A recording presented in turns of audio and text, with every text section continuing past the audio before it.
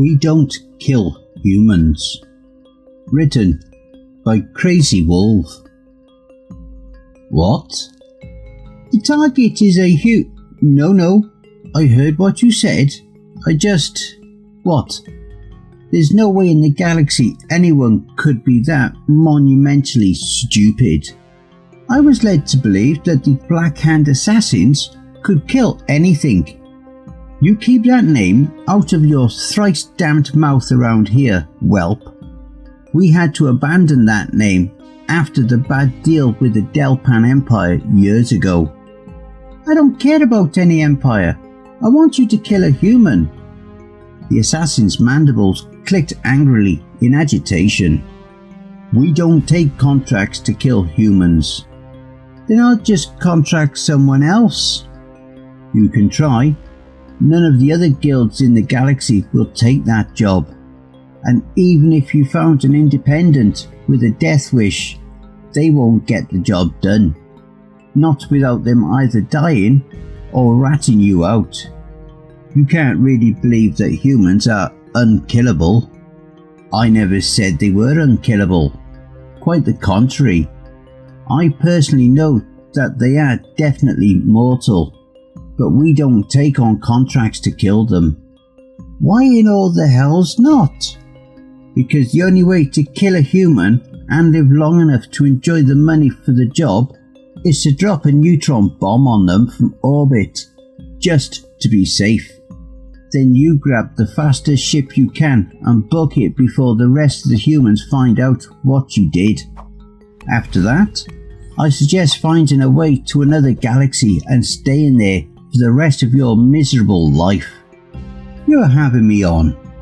Tell me, does the planet you come from have compulsory education? What does that have to do with anything? Indulge me. Yes. 10 years of basically teaching our young how to be as obedient as a Rastian drone. Sounds about right for any government-run public education. You learn any history lessons there? Some. They must not teach galactic history then. Sit, buy around, and I'll tell you why no assassin worth their blade will take on a contract to kill a human. The drinks were ordered, and the old assassin took a long drag on his, before he turned to his new drinking companion. You remember I mentioned the Delpan Empire? Yes. What of it? Do you know what happened to them? Their empire broke after they poured too many resources into trying to tame a death world. That death world is the human cradle world, and the planet didn't break the Delpan. The humans did. How? The assassin took another long drag of his beer. The Delpan Empire used to rule this half of the galaxy. Hundreds of species and civilizations held in thrall or crushed into dust. Serve or die. That was the Delpan way. The council that presided over what wasn't Delpan territory back then could do no little to the ever-churning war machine that drove Delpan expansion. They would posture and debate and even beg, but nothing they did could slow the inexorable march of the Delpan. System by system, the galaxy was falling under the rule of the Empire. Then, they happened upon a system that was called Sol by its inhabitants. The name wasn't being used for any other system, so the Delpan let them keep it. The humans resided on the third planet in the system. Poor sods. They had just started really exploring their home system when the Delpan came knocking. The humans were divided into various socio-economic groups that they called countries. This made it easier for the Delpan as the fractured nations of humans were slow to respond, and the legions swept across the land without their next target being any wiser about their doom approaching, thanks to communication jammers. Despite all these disadvantages, the humans resisted mightily. 1 galactic standard month? That's how long it took for the Delpan to claim dominion over the planet.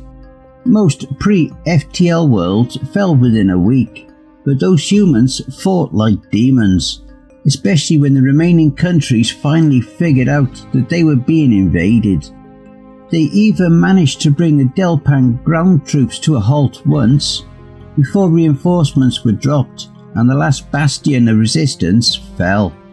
From there, it was the usual boring administrative tedium, splitting the new slaves into work groups and assisting them jobs that would ultimately benefit their new overlords. Many of the surviving humans were farmers and ranchers, so the Delpan let them do what they were good at. An army marches on its stomach, I believe is the old human saying, and the Delpan war machine was hungry indeed. A few 100,000 were taken off-world to work in the mines elsewhere. Those humans are unnaturally strong and durable due to the high gravity of their world, so they excelled at the dangerous tasks of mining. The worlds and species conquered by the Delpan usually followed a handful of events as though they were reading from the same script. First, there was a year or two where the overlords and administrators would have to be very liberal with the whip until the slaves learned the new order of things. Then there'd be a few years of relative peace, followed by a period of rebellions and uprising 5 to 10 years after the initial conquest. Once those were beaten down, there usually wasn't enough fight left to try again, so the survivors just gave up hope. These humans didn't follow the script. They grudgingly fell in line a few months after the invasion was done, and when the expected uprisings never happened, I imagine the Delpan were feeling pretty proud of themselves for beating the fight out of the primates. If I only had one compliment to give the humans, it would be this. They are natural hunters. They know how to wait patiently for the perfect time to strike. For 20 Earth years, the humans worked and lived and bred like cling rats. Not that the Delpan cared how many more humans were being born. More meat for the grinder, they would say. They would even give incentives like extra rations and special privileges if a human female produced more than 4 offspring. If only the Delpan knew. The humans weren't breeding more workers, they were growing an army. The human administrators and rulers that surrendered to the Delpan were at least half fake. Puppets sent to give the illusion of surrender while the real governments hid underground, literally in some cases, and continued to direct their forces. Hidden training camps, nighttime schools, secretly printed pamphlets about how to one day throw off the chains of oppression. Those humans were clever in hiding it all from their overlords. Then, when the Delpan war front was dozens of systems away on their conquest of the galaxy, it was time.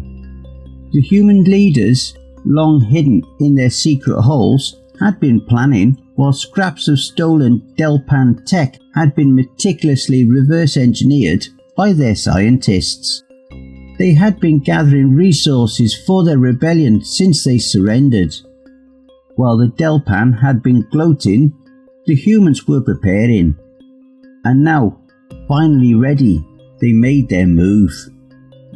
It was small at first. All rebellions are. A rogue miner refusing to work here. A rancher telling his overlords that his entire herd was wiped out by some non-existent disease there. A factory explosion over here. Larger disturbances to production soon followed. The human country of France, with its long history of rebelling against tyrants, would riot in the streets while crying out, "Vive la Révolution!" Don't ask me what in the hell's that means. I never bothered learning human languages. A crate of plasma rifles went missing. Then a grav tank wouldn't start. When they popped the hood, they found it to be completely gutted of all power and anti-grav components. The Delpan leaders, thought these problems were beneath them, but still needed addressing. So they called the Black Hand Assassins and other guilds like ours to deal with the rabble-rousers. Our services cost the Empire a tidy sum, I can tell you. That planet of the humans, Dirt I think they call it, is at least 3 times the galactic average gravity. Every agent we sent had to be fitted with a grab assist suit and spent a week after making planetfall getting used to it.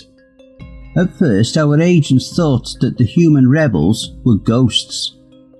They could see the after effects of sabotage, but never any evidence to prove who had done it. They would be patrolling streets when suddenly the streets would empty.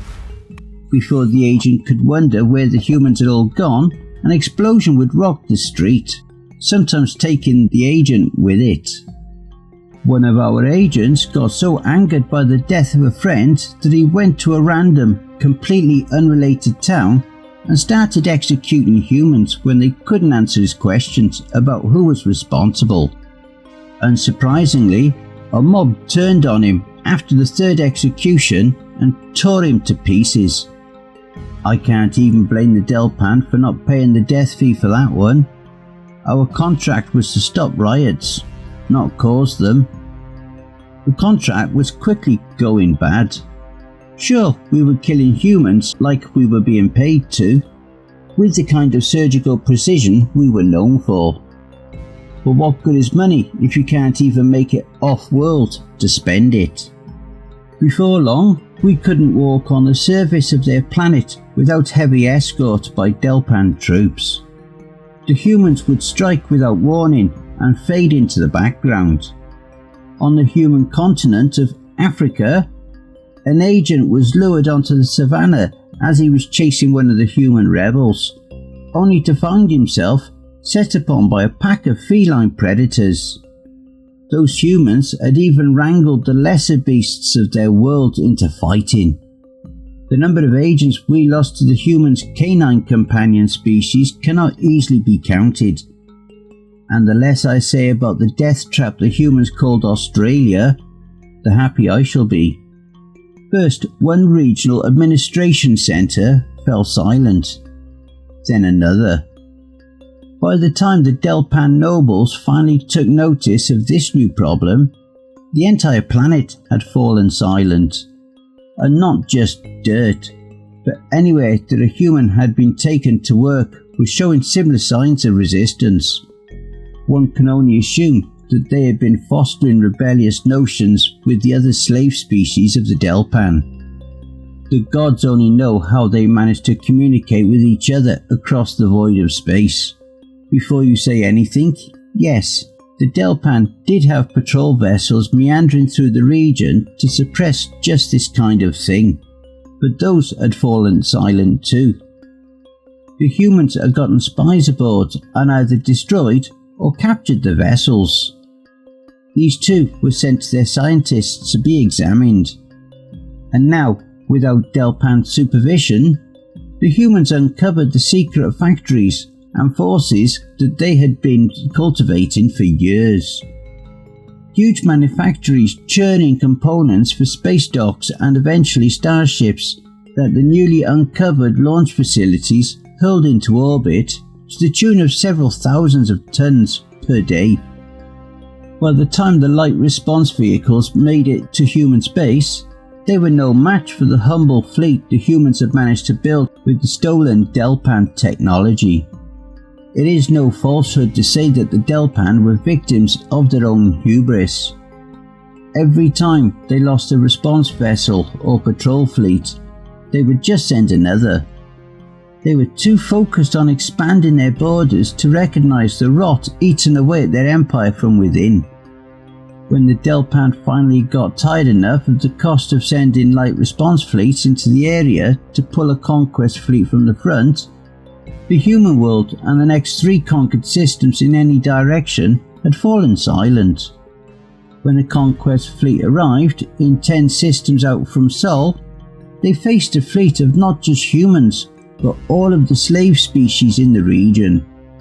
after that victory for the humans, the Delpan Emperor must have been getting nervous. All of his fleets were halfway across the galaxy, and the humans were sat between him and his armies. An emergency call went out for all the fleets to immediately recall directly to the Imperial capital, and any guilds like the Black Hand were called in to assist. By that time, we had lost almost 2/3 of our guild, so we refused the call. It ultimately saved us. The humans, after decades of clandestine operations, were well versed in ferreting out spies and saboteurs within their own ranks. 7 other assassin guilds were completely wiped out. We knew it was a fool's errand, no matter how much the Empire was willing to pay. While the Delpan fleet gathered in their home system, plans were made to meticulously spread out and scour the Empire of the rebels. This ended up being the final nail in the coffin. You see, while the Delpan Empire consolidated and planned, the humans spread quickly through the now enemy-free void and went to every subservient species in the Empire, threw down the Delpan administrations controlling them, and gathered them to the cause. Everywhere the humans went, they fanned the flames of rebellion, and the galaxy burned. The ineffective council in the parts of the galaxy that had yet to be conquered by the Empire had eagerly joined with the humans in their fight. Throughout the Empire, the oppressed enslaved were throwing off their shackles by the trillions and raising their fists in defiance. Forge worlds still churned out ships, and agri-worlds still raised crops and livestock, but for the new Galactic Alliance, not the Delpan. Cut off from their supply lines that kept the Delpan Empire running, internal strife started to take hold within the Imperial forces. Fleets of conquest went out from the Imperial capital and never made it more than a dozen systems before they were poured upon by the Human Alliance. Much like on their homeworld, the humans would strike like lightning and disappear into the black. Try as they did, the Delpan fleets were never quite able to pin down the humans in a fair fight. This went on for months as the Delpan legions were slowly bled dry. Ambushes, false distress signals, EMP mines hidden in clouds of wreckage. Nothing was beneath the humans, so long as the enemy could be destroyed. When all the allied fleets finally breached Delpan Prime, they found a starving and fractured fleet tearing itself to pieces. When the human admiral hailed the fractured flotilla and the Delpan captains saw the sheer scale of the armada before them, they surrendered straight away. With the rebellion now finished, after 3 years of fighting, the humans unleashed the most vicious weapon in their arsenal: lawyers. They dragged the Delpan Emperor himself from his throne, and all of the Delpan nobles and administrators and lash holders that had ever oppressed a sapient being were rounded up.